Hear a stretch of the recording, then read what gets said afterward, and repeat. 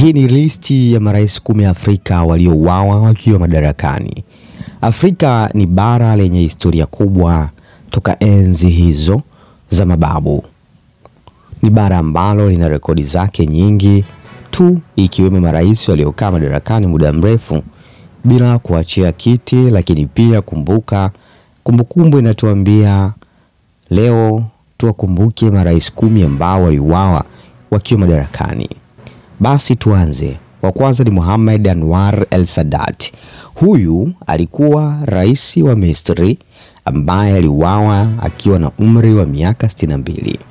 Kabla ya kuwa rais wa Misri, el-Sadat alikuwa makamu wa rais wa nchi hiyo kipindi ambacho rais alikuwa Gamal Abdel Nasser.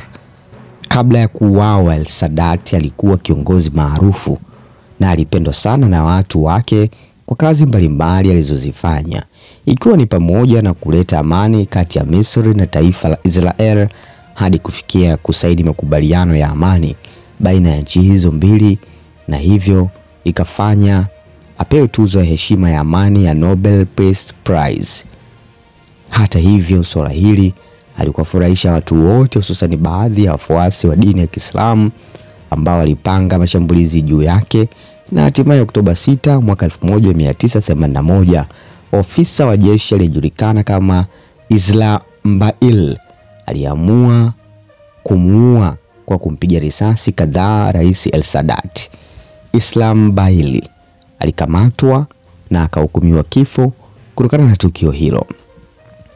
Basi wa pili ni Juvenal Habyarimana. Huyu alikuwa kiongozi wa nchi ya Rwanda aliyeuawa akiwa na miaka 57 baada ya kuongoza nchi yake kwa miaka 21, ambapo aliingia madarakani kwa kupindua nchi akiwa na miaka 36 na ikafanya idadi ya maadui zake kuongezeka. April 6 mwaka 1994, akiwa kwenye ndege ambayo ilikuwa inajiandaa kutua katika uwanja wa ndege wa kimataifa wa Kigali, Rais Habyarimana akiwa na rafiki yake ambaye pia alikuwa ni rais wa Burundi Cyprien Ntaryamira, ndege yao ililipuliwa na miili yao haikutambulika kabisa. Mauaji haya viongozi hawa wa juu wa serikali za nchi zao yalichangia kwa kiasi kikubwa kuanza kwa mauaji ya kimbari Rwanda, ambayo yalisababisha vifo vingi mno.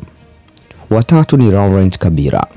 Rais mwingine aliyeuawa ni Laurent Kabila ambaye alikuwa na miaka 61. Wakati anauawa alikuwa ni wa nchi ya Zaire ambayo baadaye ilikuja kuitwa Jamhuri ya Kidemokrasia ya Kongo DRC. Laurent aliingia madarakani baada ya kuupindua utawala wa Mobutu Sese Seko ambaye naye aliingia madarakani kwa kuupindua serikali iliyopita. Kabila bwana alikuwa ni mfanyabiashara, lakini aliamua kuacha kazi hiyo na kuamua kuingia kwenye vita vya kwanza ya Kongo DRC, na baada tu ya kumuondoa Mobutu alianza kufanya mageuzi ndani ya serikali. Mchana wa tarehe 18 Januari 2001, mmoja ya walinzi wake alimpiga risasi kadhaa na kutaka kukimbia, lakini hakufanikiwa kwani aliuawa na maaskari wengine papo hapo. Laurent Kabila alitibiwa kwa siku 2 kabla ya kufariki. Siku 10 baada ya kifo chake, mwanae ambaye ni Joseph Kabila alichukua nafasi ya baba yake na kuwa rais wa DRC mpaka miaka mingine mbele zaidi. Huyu ni Melchior Ndadaye. Naye pia alikuwa rais wa Burundi na aliuawa akiwa na miaka 40 Oktoba 21 mwaka 1993. Melchior alikuwa rais wa kwanza kutoka kabila la Wahutu kuchaguliwa kidemokrasia nchini Burundi, mwaka ukiwa ni 1993.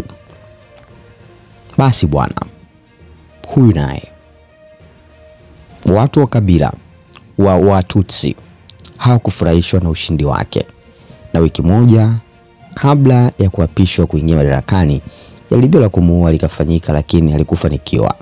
Hata hivyo, karibu miezi mitatu tu toka kalie kiti cha urais, akauawa na jeshi la waasi wa kabila la Watutsi.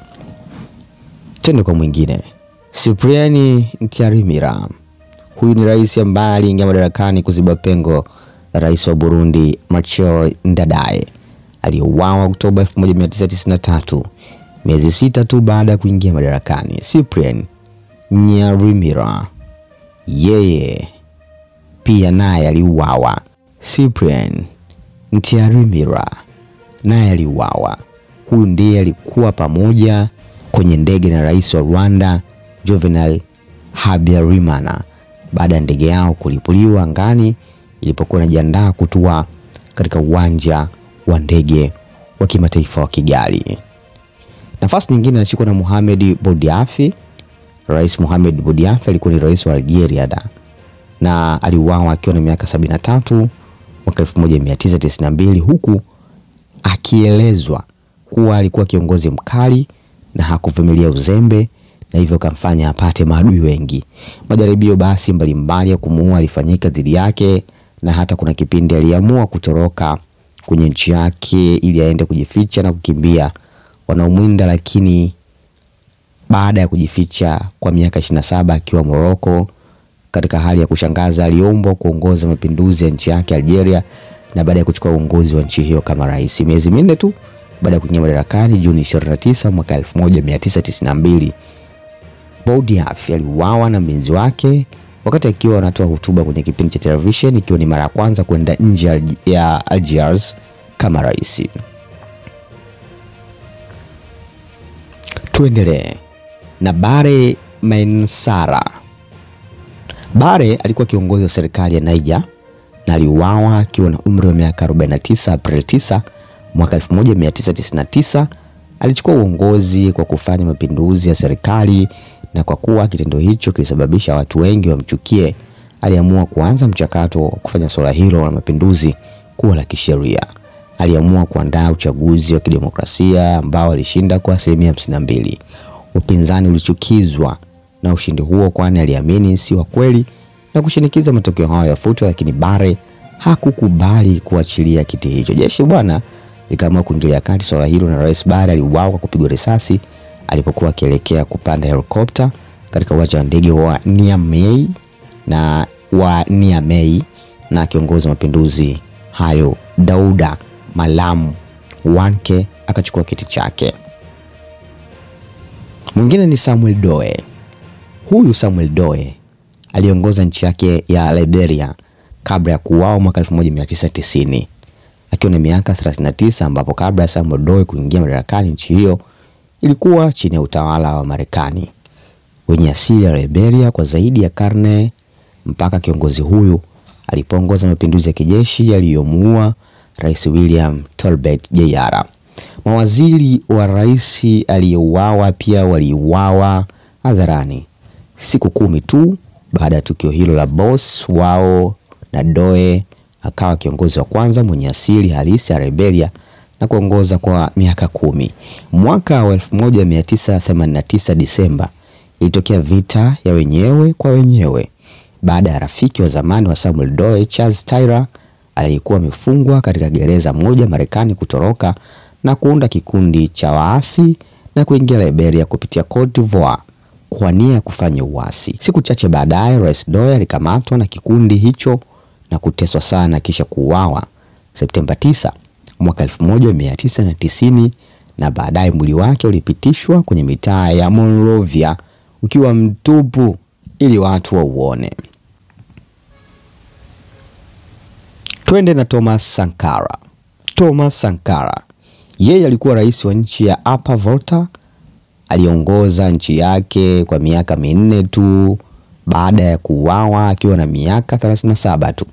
Sankara alipata uongozi kwa njia ya mapinduzi ya kijeshi pia akiwa na miaka 33.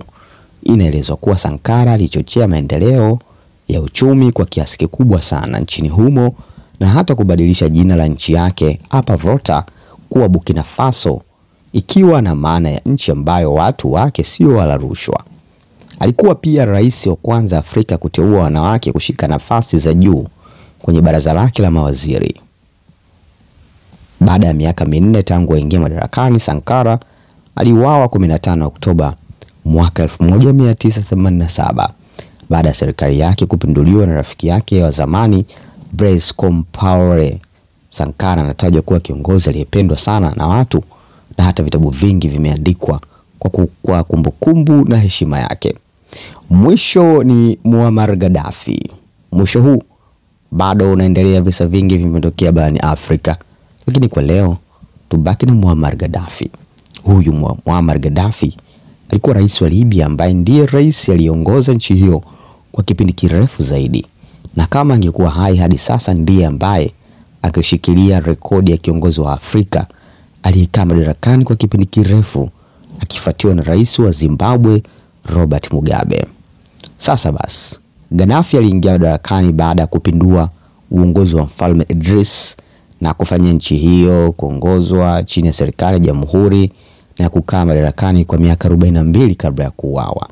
Inaripotiwa kwamba mwaka 2011 yalitokea mapigano nchini humo ya baadhi ya watu kumpinga Muammar Gaddafi, ambayo yalipelekea vita vya wenyewe kwa wenyewe, na ndipo Marekani na NATO walipounga mkono waasi na kumwangusha serikali ya Gaddafi.